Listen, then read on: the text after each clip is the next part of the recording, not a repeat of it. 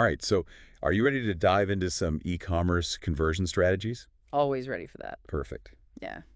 So you shared this podcast episode with me, and it really got me thinking about all the things that go into, making those online sales happen. Yeah, there's a lot more to it than just, getting people to your website. Right. It's not just about traffic. It's about turning those visitors into actual paying customers. Exactly. Like imagine you've set up this amazing storefront, right? It's beautiful, it's inviting, but if nobody's actually buying anything, what's the point? It's like you said, it's window shopping. We need Yeah, those shoppers to walk through the door and make a purchase. precisely. So this podcast episode lays out 5 key strategies to boost e-commerce conversion. So we're going to break them down one by one, starting with optimizing product pages. Ah, yes. The digital storefront. And I think Yeah. the first thing that comes to mind is visuals. I mean, when I'm scrolling through an online store, the pictures are the first thing I notice. Absolutely. High quality product images are crucial. Research has actually shown that they can increase conversion rates by as much as 20%. Wow, 20%. That's huge. I could definitely see why. I mean, if the pictures are blurry or I can only see the product from one angle, I'm immediately less likely to buy. It's all about reducing uncertainty, helping the customer really envision owning and using the product. And when you have good visuals, it just makes that process so much easier. So it's like if I'm shopping for a new dress online and I see multiple pictures of it, from different angles, maybe even a video of someone wearing it, I can start to imagine myself in that dress. Exactly. And that's when the magic happens. Now, in addition to those eye-catching visuals, hmm I think detailed product descriptions are super important too. Oh, absolutely. You need to anticipate your customers' questions before they even have to ask them. Provide all the information they need up front, like Yeah. sizing charts, material details, care instructions. Right. Because if a customer has to go hunting for that information, they might just get frustrated and leave. And nobody wants that. Exactly. So Yeah. think of those product descriptions as a way to build trust and reduce the risk of returns. If a customer knows exactly what they're getting, they're more likely to be happy with their purchase.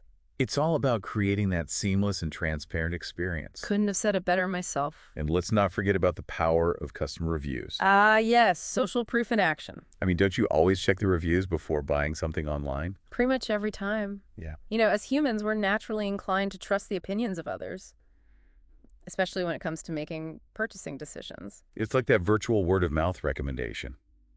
If other people are saying good things about a product, I'm more likely to give it a try. It's all about building that trust and credibility, and nothing does that better than genuine feedback from real customers. Now let's shift gears and talk about strategy number 2, simplifying the checkout process. Ah, yes. This one is huge. Baymard Institute found that 26% of shoppers abandon their carts due to a complicated checkout process. Wow, 26%. That's a lot of lost sales. It is, and it all comes down to friction. Even the smallest amount of friction during checkout can deter a customer from completing their purchase. I've totally been there. Yeah. You're excited to buy something, you click add to cart, and then you get hit with this long, complicated checkout process. And that's when the frustration sets in. Exactly. Suddenly I'm second guessing whether I really need that item after all. So how do we combat that friction? Well, the podcast episode suggests offering guest checkout options. Ah, yes. A simple but effective solution. Not everyone wants to create an account just to make a single purchase. Right. It's all about making that purchase as easy and convenient as possible. Precisely. And companies like Amazon have really mastered this. Their one-click purchasing option is a game changer. It's so seamless. Exactly. Another way to simplify checkout is to offer a variety of payment options. That's crucial. Some people prefer credit cards, others prefer PayPal, and then you have all the digital wallets like Apple Pay and Google Pay. The more choices you offer, the more likely a customer is to find a payment method that works for them. And don't forget about those checkout forms. Ah, yes. Keep them short and sweet. Exactly. Only ask for essential information. Nobody wants to spend 10 minutes filling out a form just to buy a t-shirt. It's all about respecting your customer's time and making the purchase feel effortless. Couldn't have said it better myself. Okay, so we've talked about visuals, product descriptions, reviews, and the checkout process.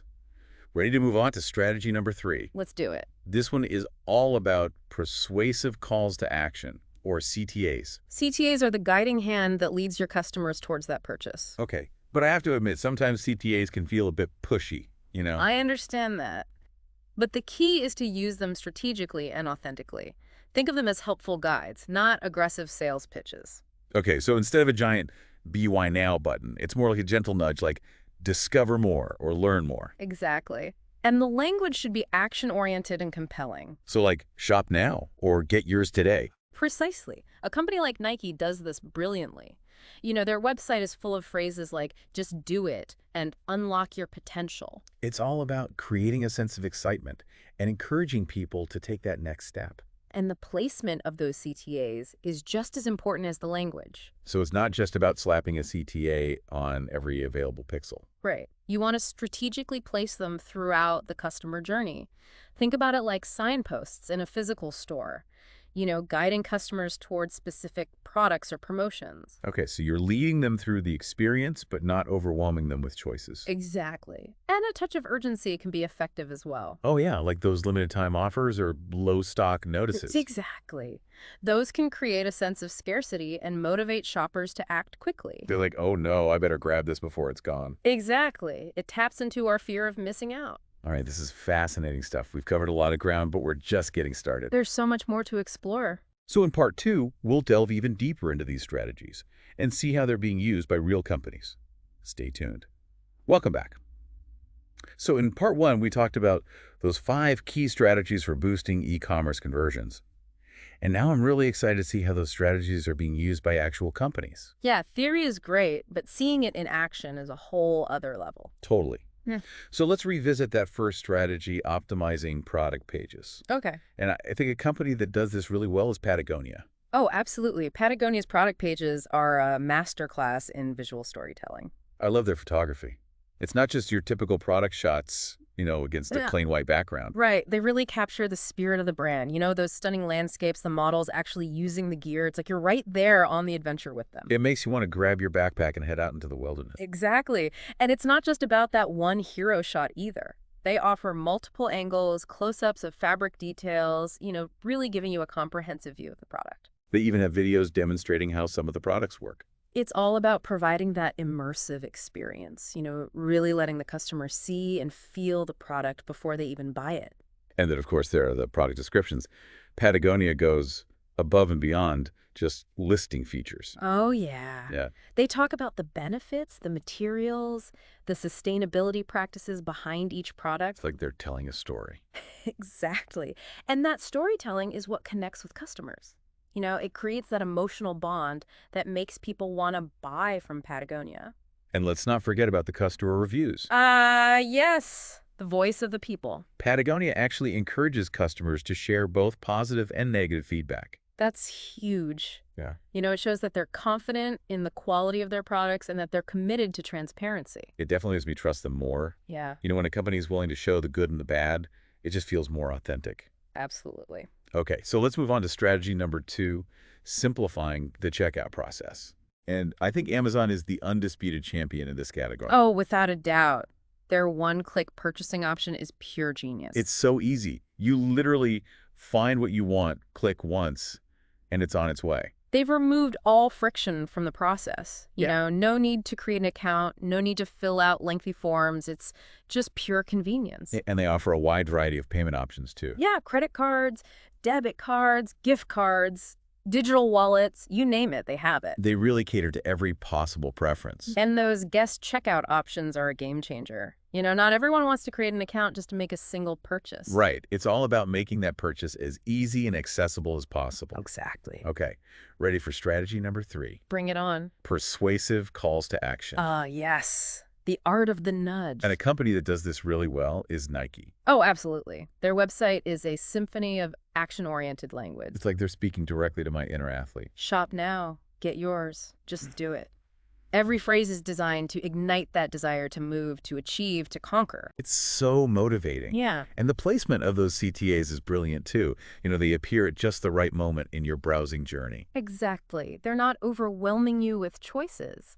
They're guiding you towards that purchase. Okay, let's talk about social proof. The ultimate validation. And a brand that immediately comes to mind is Glossier. Oh, Glossier. They've really cracked the code on building an engaged and authentic community. Their Instagram feed is a testament to the power of user-generated content. Real people showcasing their diverse beauty routines, raving about their favorite products. It's so relatable and inspiring. And those customer reviews on their website are incredibly detailed and helpful. It's like having a conversation with a friend who's already tried the product. Exactly. You get all those insider tips and tricks. It's a brilliant way to build trust and credibility. All right, ready for our final strategy. Let's do it. Offering incentives. Ah, yes, the art of the deal. And Sephora is a master at this. Oh, absolutely. They're constantly offering discounts, free gifts, loyalty programs, really making you feel like a valued customer. And they do a great job of tailoring their offers to specific products and customer segments. Exactly. Yeah. It's not just a generic discount. It's something that feels personalized and relevant to your interests. And those free samples? Oh, yes. The gateway drug to a full-sized purchase. It's like a little taste of luxury that makes you want more. And let's not forget those exit intent pop-ups. Oh, yeah. The last-minute save. You know you're about to leave the site, and then bam, a special offer appears. It's like they know exactly when you're wavering. It's a brilliant way to recapture those almost lost customers. So we've explored some fantastic real-world examples of these e-commerce conversion strategies in action. It's amazing to see how these principles are being applied in the wild. Now in part 3, we'll wrap things up and leave our listeners with some key takeaways and actionable advice. Stay tuned. Okay, so we've explored the theory, we've seen those principles in action with some really cool examples, and now it's time to kind of bring it all together. Right. We've given you a toolbox full of tactics, but now it's about, figuring out which tools are right for you. Exactly, because every e-commerce business is different. Absolutely. What works for one store might not work for another. So what are some of the key takeaways our listeners should keep in mind as they start to, experiment and implement these strategies? Well, I think the most important thing is to remember that conversion optimization is an ongoing process. It's not a one-time fix. Exactly. It's about constantly analyzing your data, monitoring your results, and making adjustments as needed. So it's like a continuous cycle of testing and refining. Precisely. And don't be afraid to try new things. What worked last year might not work this year. So stay curious, stay adaptable. Absolutely. And always be learning. The e-commerce landscape is constantly evolving, so you need to stay ahead of the curve. Now, before we wrap things up, I'd love to hear from our listener. What stood out to you most from this deep dive? What are you most excited to implement in your own e-commerce strategy? We encourage you to share your thoughts and insights in the comments below. And remember, every visitor to your website is a potential customer. With the right strategies, you can turn those visitors into loyal, raving fans. So go out there, experiment, and have fun. I watch those conversion rates soar. Thanks for joining us on this deep dive. Until next time.